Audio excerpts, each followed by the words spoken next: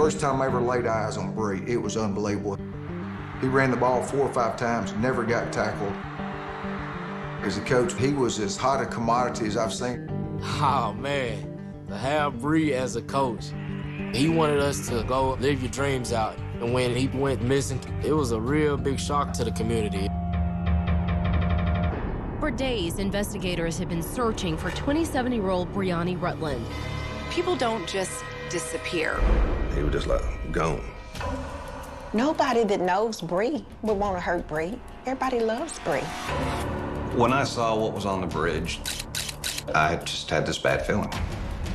It never occurred to me that there would be a snake among the friendships.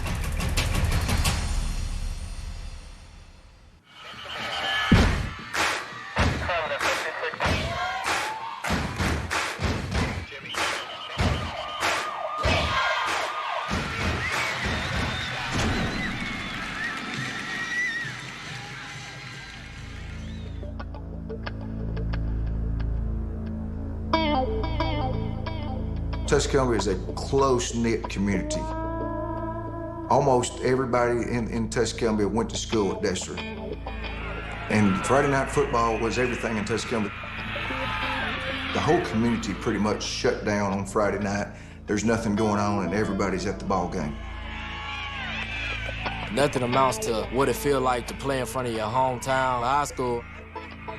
And just the energy the community gave you, the fans gave you, I mean, it's crazy.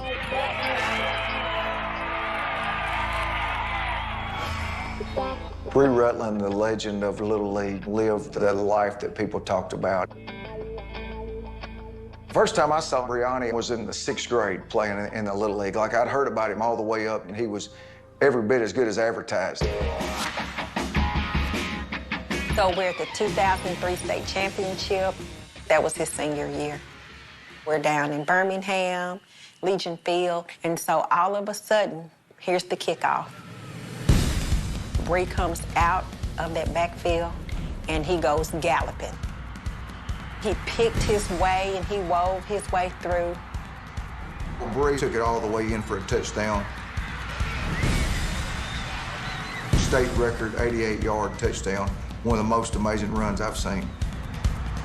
The crowd went crazy. I screamed and screamed until I was hoarse. He was amazing.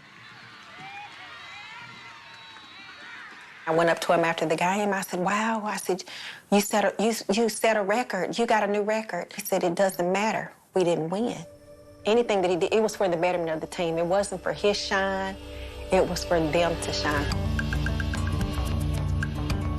So years later, he was getting ready to graduate in college, and first thing we did was we hired him as a running back coach, and he did a tremendous job. To have Bree as a coach, man, well, I'm gonna tell you, he stayed on me. Bree pushed us hard. He wanted us to be successful, but you know, everything wasn't all about football. He just wanted us to be better people. He was a rock of the community because he was always giving and willing and doing anything he could to help make things better in Tuscumbia.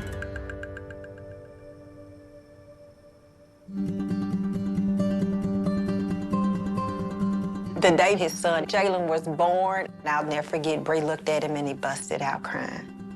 And I said, why are you crying? And he said, I got a son. Yeah, this is him. Yeah. This is Bree and his son. He was an amazing dad, just amazing.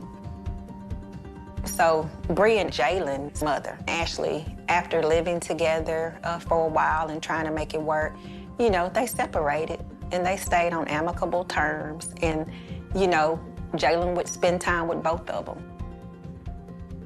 He was raising Jalen, taking him to school every day, making sure someone there would pick him up when he wasn't. And everything was going really great.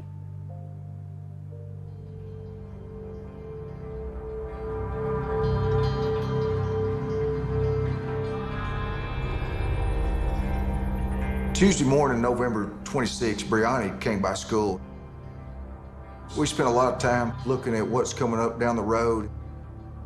and we're getting ready to leave, and he said, I got to go pick up some things and do a few things. I got practice this afternoon. So that was really our last conversation right there as he headed out.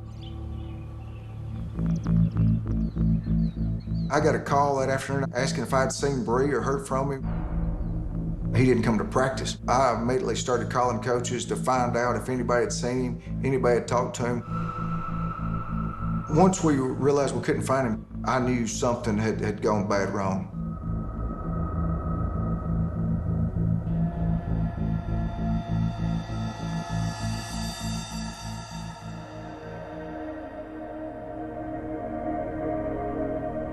On that Wednesday, I'm at work.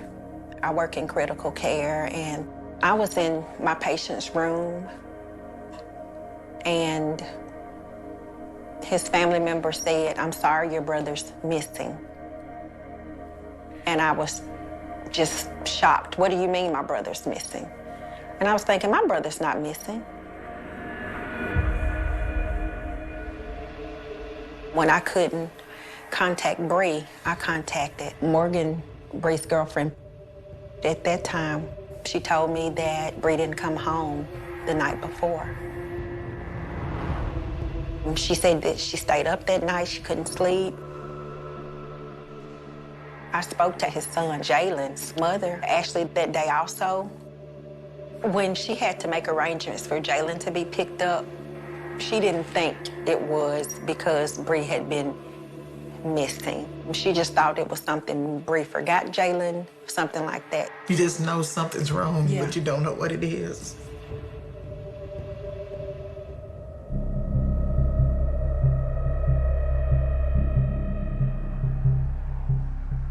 I was back at home in Tuscumbia for Thanksgiving holidays, and my sister was like, did you know Bree was missing and nobody can find her? So I call his phone. Phone's off. I call his other phone. Phone's off. But yeah, it was way out of character for him not to pick up.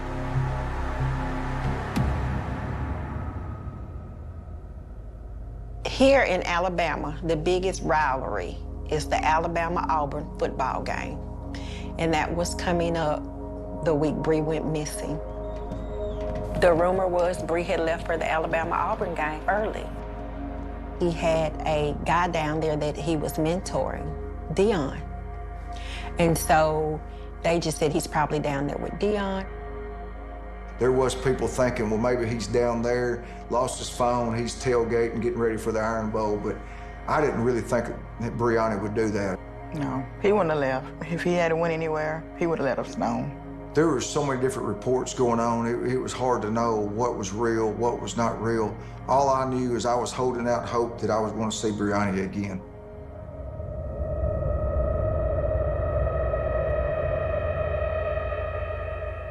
Morgan told me that she had tried to make a missing persons report on Tuesday the 26th, but it hadn't been 24 hours. He was an adult and we had to wait until the 24-hour period was up. So on that Wednesday at the 24-hour mark, my sister and I go to the Tuscumbia Police Department and we make a missing persons report. I knew Bree from watching him play. He always had a smile on his face. He was very laid back, very, outgoing, especially when it, dealt with sports. Well, speaking to Michelle, and then, they gave us, a lot of names. Because we're trying to get our timeline established of where he was last seen and where he was going next. It didn't take long before local investigators really reached out to me and they said, we need to get this out there. We need to get this out there quickly. Here's his photo, here's all the information. I shared that information on social media. And almost immediately, the rumor mill started going. This is a small community, so it don't take long for word to travel, when something happens. It spread like wildfire. It's like real quick. There was players and coaches calling, going, what can we do to help? Everybody wanted to help solve this mystery. It was It was unheard of. We're hoping that we would have something, but at that time we just wasn't getting nothing because it was just, nobody knew nothing. He was just like gone. The police asked, has Bree been into it with anybody? Has there been a disagreement with anyone? And I said, well, him and Ashley's boyfriend, had a disagreement, a few days ago. Ashley's boyfriend was saying he was raising Bree's child. Then my brother said, I have my child every day. You're not raising my son. Now you're not gonna say that. And so that was just a few days before. So that was kind of, right now was, okay, who is this?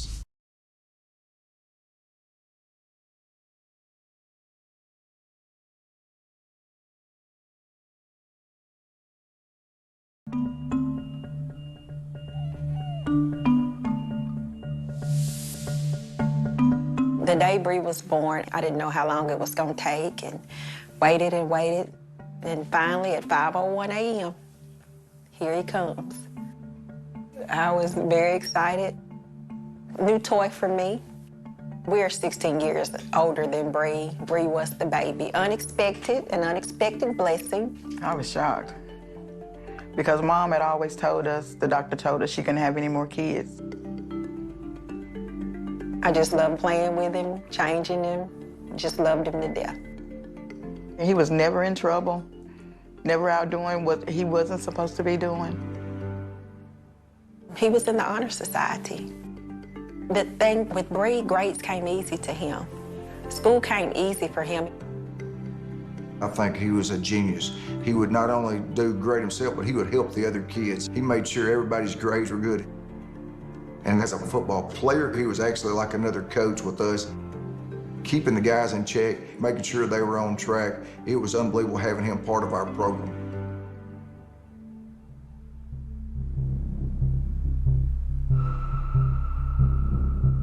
Bree and Ashley's boyfriend had a disagreement. The boyfriend was saying he was raising Bree's child, and Bree was like, you're not raising my son. It was disturbing. It wasn't anything physical, but that was the first thing I thought of, because that's the only person that Bree had cross words with. Well, anytime, we get a list from family or whoever, that's our suspect list. That's just, that's what it is. So, we have to go alleviate this list to try to narrow it down. But once we got him on the phone, he was very cooperative. And confirmed his alibi. And, he didn't seem to be untruthful when we was talking to him. So we was able to alleviate him from being anything to do with Bree being missing. And the chief said, is there anything else going on in Bree's life? Michelle and India, they had brought up that Bree had, him and his, guys that he grew up with, they all kind of, that would place bets on the college and programs. We brought up, Bree was supposed to be collecting money, from the football, games. Bree and his friends, they would do small bets, just amongst friends. Now, there are times when you can get into a whole lot more bigger bets and, a whole lot more money, which can, turn into, something that could, be bad. That opens up a whole new area of looking. Okay, was somebody mad? Then they were like, well, who does, Bree do this with? And so we give a list of names of the circle of the high school friends. And it was Chris and Kenny. I've been here for so long, I know who they are. It's because this is a small town. So we were able to locate where they were at. When we spoke with Chris and Kenny, they told us they were sick. They were checking, texting him, hey, call me. Hey, where you at? They were continually searching as much as they could. Plus, they weren't afraid to talk to us at all. They kind of just jumped in and said, sure, what can we do to help? You know, so that's, you know, that plays a lot of factor in, you know, being able to trust somebody. After speaking to them, we're going to check work records. We're going to talk to people inside the business. Hey, were they at work? And that is how we were able to determine that, you know, they had good alibis. So it came out on social media that he and his friends bet on football. And people started this rumor that he was this Vegas bookie. They were trying to make my brother into something he was not. I just heard about the little betting thing that he had on the side going on through word of mouth and people in the community. And I didn't really think too much of it. It didn't paint a different picture of who Bree was to me. But with all the rumors and all the noise that was going on about the situation, I just kept my distance. The main people that were talking and trying to villainize him, they go to other states and gamble. They gamble online. They gamble at people's houses. What's the difference? He was betting with boys that had been in his life for years, some of them since first grade, all through high school. He had been at their house, stayed at their home. Some of these guys we saw almost every day or at least every weekend. It was just harmless fun that the boys did. I mean, just to pass time. And we was able to determine after speaking to his friends that on Tuesdays after Monday Night Football was the days that Bree would go collect what money people owed him or if he owed people money. So if he picks up on Tuesday and it comes missing on Tuesday, there's a possibility that, you know, something could have happened.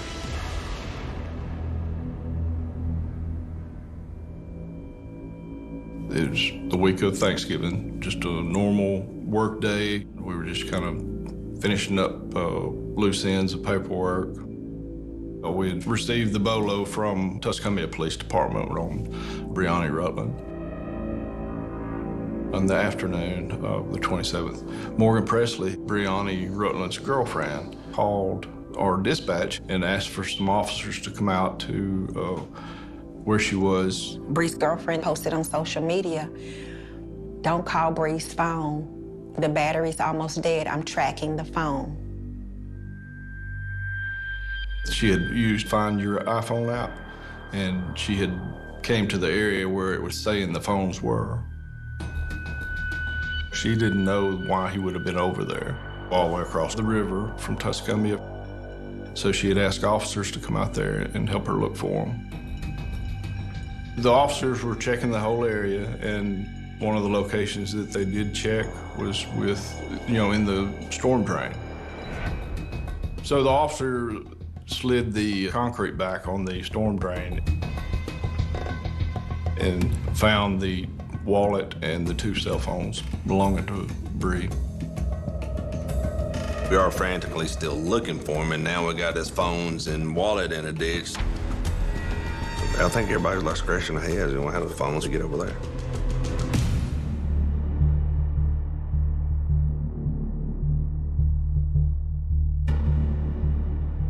Bree's girlfriend posted on social media, "We found the phones. We found Bree's wallet." I just knew something was wrong then. It was hard to take in. I just couldn't believe it. After it was well known that the wallets and phones had been found, there were several in the community that took it upon themselves and they formed search parties and went out to look for Bree's car. And people were everywhere. You had athletes, kids and stuff out helping doing search parties. You know, they're beating the ground, you know, they're beating the shaking the bushes. The outpouring of support was amazing. They made us proud. It showed how special he was and how much he meant to people, not just in Tuscumbia and at Deshler, but to the community at large. We were just hoping that he was alive, that it was all just something had went wrong and went bad, and we were able to see him again. We hoping we'll spot his car somewhere. Hey, you know, let's check this spot, or let's check over here. Maybe Bree will pop up, or, you know, we'll see his car somewhere. But, I mean, it was never to be found.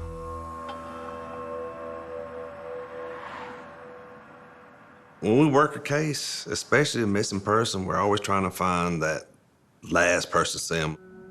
Morgan, she was able to get into the phone. You know, she was able to say, okay, look, you know, here's a call to, you know, Kenny Henry, here's a call to Chris Willingham. But then there was one name that she called out, and, you know, we have not heard of that name yet, and that was Jeremy Williams. I had my partner start trying to reach out to Jeremy Williams, and we was trying to get him to come in and talk to us that night, and he said he had something to do. I think it was some kind of Thanksgiving family gathering and couldn't make it into, you know, maybe the next day. I mean, it's Thanksgiving, people are traveling. But once that clock starts rolling, you know, we're hoping to get all this in, you know, as quick as we can.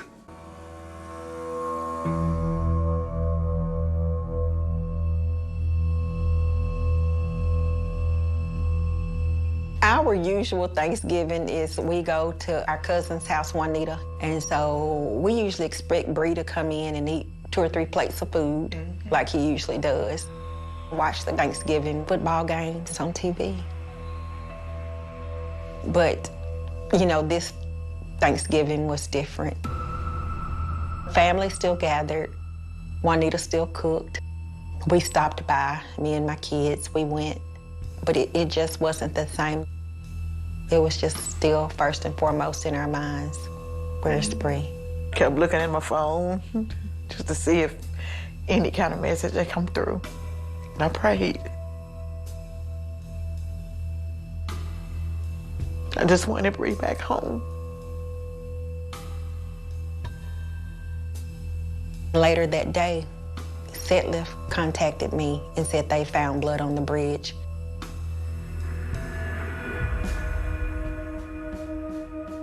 I was celebrating Thanksgiving with my family when I received a call from our shift captain.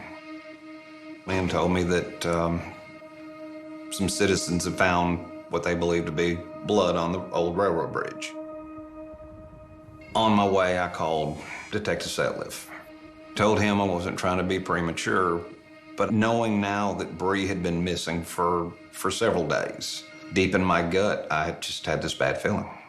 Our fear was, okay, if there's blood over there, you know, there's a good possibility that this might be him. When I got to the railroad bridge, I don't know, approximately 30 to 50 yards down the bridge was a large pool of what was blood on the flooring and on the rails. Looking at the amount of blood we had, we knew that there were some significant injuries. It had gotten late. We finally decided it was best to shut down for the night and come back in the daylight hours. And I was en route back to my police department to secure the evidence that we had collected. Detective Setliff called me and advised me that Bree's car was found. Bree's car wasn't anything flashy. It wasn't anything that really would have stood out in normal traffic. If you were driving by and saw a car parked there, it wouldn't catch your eye. But what set his car apart from other vehicles was that specific license plate.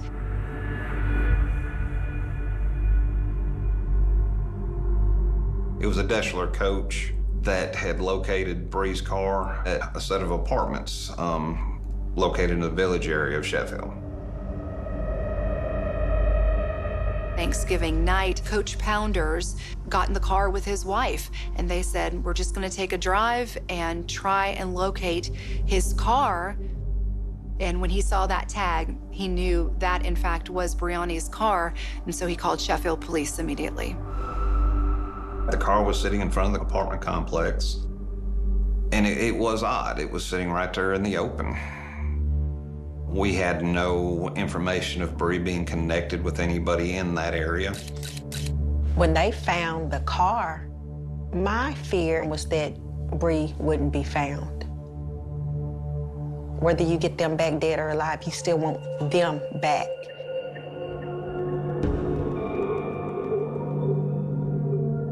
next morning, of course, with the sun up, I was able to see more clearly in the wood railing there was gouge marks. And on the railing was two big spots of what you could tell was a concrete dust. In my mind, it was evident that something was attached to cinder blocks and pushed over the railing. Got a call, something was going on at the rail bridge, and so called a guy that had a boat, and he took us down to the water. I'm in the boat, and I could see all the stuff going on over by the bridge. We started experiencing a lot of onlookers. Media had gotten word that we had something going on, so we had all the local media channels. I was taking as many photos as I could get, as much video as I could get, so I could cover the update when I got information from investigators. I remember going up to the bluff and talking with law enforcement and Bree's friends. It was hard for everyone. They're fearing the worst case scenario. The representative from Carver EMA relayed to us that his boat crew had observed with their cameras a body. They then contacted Florence Police Department and requested their dive team. They arrived on scene where they were able to identify a body that appeared to be attached with chains to cinder blocks. And we see the diver come up, and we see him have a rope that was tied on to something, and he's pulling up. I could just feel this sickness in my stomach that it was going to be Bree that they pulled up out of there. And when the body finally came to the surface, Detective Sutcliffe looked around and said, "Yes, that's Bree." And as I recall, he walked off for several minutes by himself. I mean, he just looked like he was asleep. He looked peaceful. It's just like, I can't believe it happened. I mean, why would somebody want to do that to Bree? Who in their right mind, or who would be evil enough to do that? I knew that the students are going to be struggling with this. Coaches are going to be struggling, his family, because, I mean, he's never going to walk on this football field again.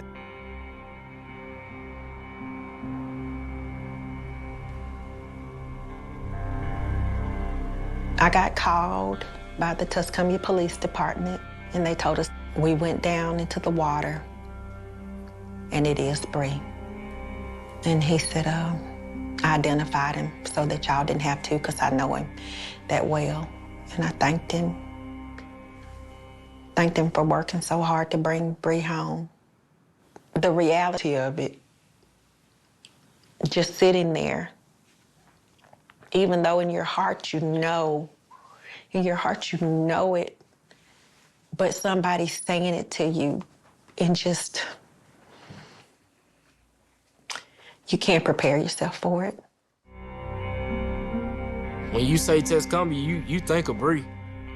He was a big piece of the community, and when he passed, man, it was a lot of people hurt. A lot of people hurt. The dental program took a blow. Took a major blow. It was just the worst ending to a wonderful life that had shined for so many, had made such a difference, and didn't get to see it out. Now, the big question was, who hurt Bree? Who killed Bree? Me and my partner put our boots to the ground and started digging in, getting information on Jeremy Williams. I mean, here it is Thanksgiving. He advised that, he was out of town. And 4 weeks later, you got, Christmas coming in. So, yes, it's very important to us to try to locate him, because we knew that he was the last person that Bree spoke to. And we also found out that Jeremy lived in Florence within a half a block from where the phones were located. How well did you know Bree? Basically grew up in the same town with him. So We really didn't have a relationship to where we were like buddy, like go out Friday, Saturday night, hang out, kick it, or whatever. Mm-hmm. But we did have a relationship to where we did place bets and back and forth. Was that every week? Play some bets every week for football games? Yes, sir. Well, we know that Bree was the last time anybody saw Bree was supposedly with you. So run us through that scenario about when Bree came over to your house. Yeah, he texted me. I want to say it was like 11.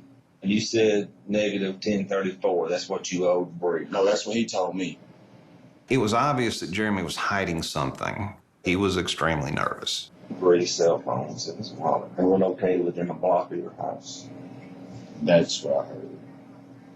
So, how do you think we look? It don't look. Probably doesn't look good on me. No, it doesn't. But I have nothing to do with that. My gut feeling there was more to his story than letting us know. So that kind of led us into, hey, you know, do you mind if, you know, you give us consent to search, you know, your house? My house? I have illegal stuff in there. Well, in America, we're going to get search warrants. So I'm just asking you, it's just a gut through time. No, well, I would prefer to get all my other stuff out, but it won't happen.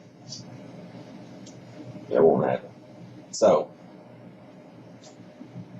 what illegal stuff you got in there? And this in Florence that has nothing to do with us.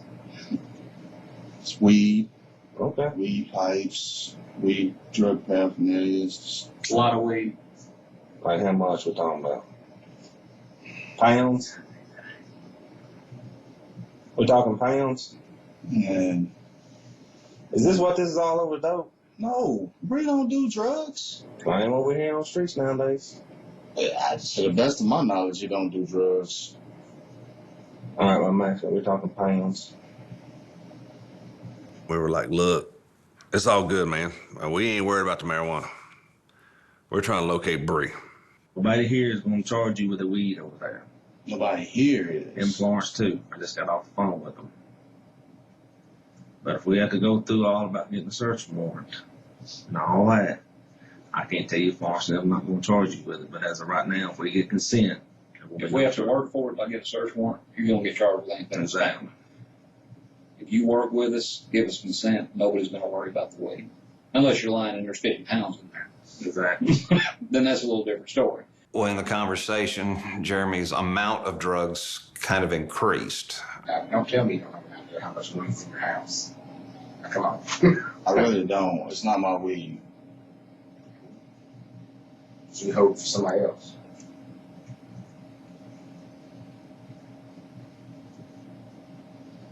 Somebody's involved in this shit? I don't think so. I don't guess so.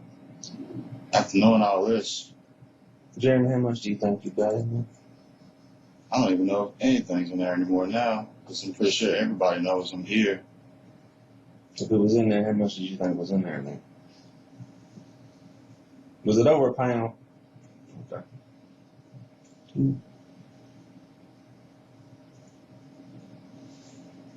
10 pounds. We tried every way to assure him we weren't worried about drugs. We were concerned about what had happened to Bree.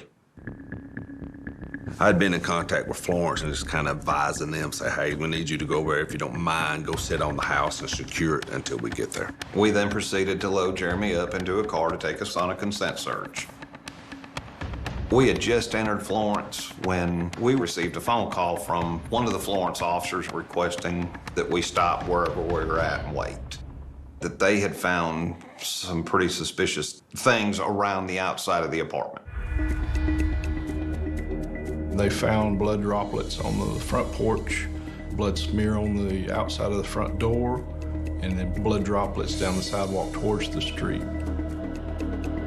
When we opened the back door, it's just the heat from inside. It's like hitting you in the face, along with the cleaning agents that you could smell. They used Blue Star luminol, and when they would spray the area, it was just blue everywhere. The crime scene was a violent one to have that much blood.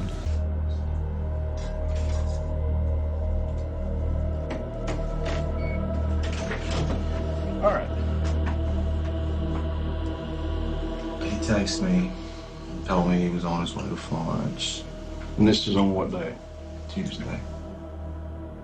Jeremy Williams revealed to us that he was betting with Brianna Rutland on football games. He had actually lost that weekend prior to the Tuesday. He owed Bree a little over $1,000. And Tuesday was Brianna's day to collect or pay out for his gambling. Part of the investigation, we discovered that when Bree goes and collects bets, if you didn't have enough money, he wasn't too concerned with it, whether or not that you paid him all of it. He would kick you later. So he gets there, and I don't have any of his money. None of it. $0, 0 cents. Okay. He was smiling at first because he thought I was playing, but then he realized I wasn't playing, and he grabbed me around my throat, squeezing, and told me that if I didn't give him his money, that he would cut my fingers off one by one every time he saw me. And I was trying to get him off of me, trying to get his arm off of me, but that is a little strong dude, and he was behind me in like the chokehold position, like the go to sleep mode. I dropped to my knees. I went to sleep, and I woke up, and he was cutting off my pinky finger. He took his hand, showed it to me. He had some makeshift bandages on it, and he took it off and showed me the cut. Okay. Wow. Okay. Everything benefited him as far as his actions that he had taken. So that story was a little questionable to me. I tried to jump up. He rolled off. The knife was right there. I picked up the knife and I started stabbing. I didn't stop. I just started stabbing. He came right back at me, and I just kept stabbing. Okay. Then what? Jumped up, went to my bedroom closet, and got a gun. Okay. He was right behind me. Where did you shoot him at? I don't know where I hit him at. I just closed my eyes and pulled the trigger, and then he fell. Did he have a phone or wallet or anything like that? I got in the car, drove around the block, just trying to figure out what I was going to do. And I just threw his cell phones in that sewer. Then later on, he took Bree's car, which was parked in front of his house, over to Sheffield. Then he called his girlfriend and had her come pick him up. He borrowed a car to go to Walmart. What all did you buy at Walmart? Just the chains and the locks. Oh, in the garbage can. Did you have him wrapped in anything? I put him in that garbage can that I bought. He loads a couple of garbage bags of towels and things like that, Bree's clothes, his clothes, the knife, the gun. He loads all that up and he goes to the railroad bridge in Sheffield. First, he walks the cinder blocks down to the bridge and sets them down. Comes back to the vehicle, gets his bag of everything he's disposing of that's in a garbage bag, takes it down there and throws it off, and then he comes back and gets the garbage can with Brianna in it. And he slides Bree out of it and attaches the concrete blocks to the chains. When you got him out in the garbage can, what'd you do?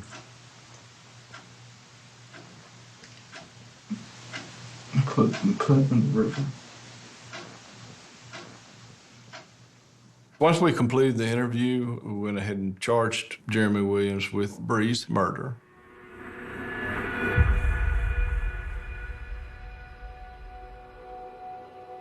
Usually, I'm all geared up for the Alabama-Auburn football game. But just knowing that they were going to be performing the autopsy on Bree that day, the game was in the background. My mind was just on what happened to Bree. In the autopsy, the medical examiner, she was able to determine that Bree had been stabbed over 70 times. His throat had been cut, his jugular had been stabbed, his spinal cord had been severed in 2 different locations in the neck, and then he had been shot once in the eye. That revealed to us that was just complete overkill. It was just rage on Jeremy Williams' part. Didn't coincide with self-defense at all. Jeremy claims that Bree chased him into the bedroom when he was retrieving his gun, and that's when he shot him. But Bree's spinal cord was severed prior to that, so there's no way that he was able to even stand up, much less run. Bree don't have nothing to say about him, you know. I mean, to me, it's not even worth saying nothing about. I mean, how can you be that way, you know, to somebody that you grew up with and you're supposed to be a friend with? When they first brought up Jeremy's name, I was like, no. I hadn't seen Jeremy in years. I've always known him as like a weakling. Bree was fit, he was in shape. That's why I thought, there's no way. And then after seeing the autopsy results, and then I was thinking, okay, that's how.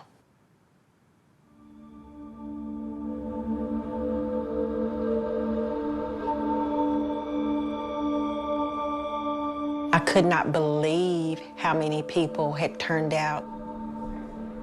The gym was full. It was packed to capacity. And it was just like, my heart just swelled. Felt good that we had an outpouring of support and so many people were there. So many people. It was a really sad time for our student body and for our teachers.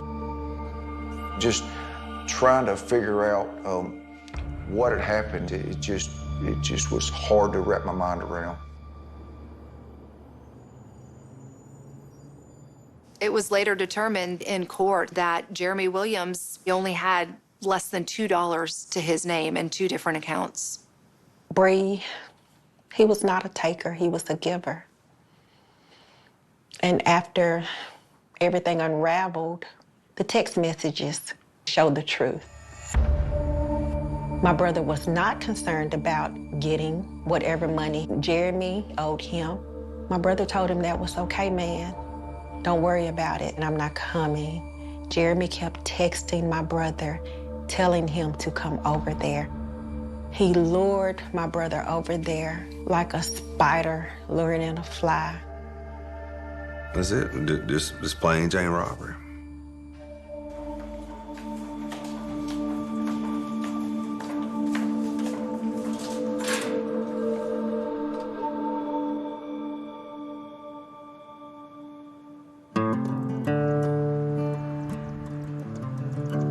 Since Bree's death, Deschler High created an award, the Bree Rutland Award, that goes to a student that makes the biggest impact, not only athletically, but in the community, going out of their way to do good things. And that is what Bree Rutland is all about.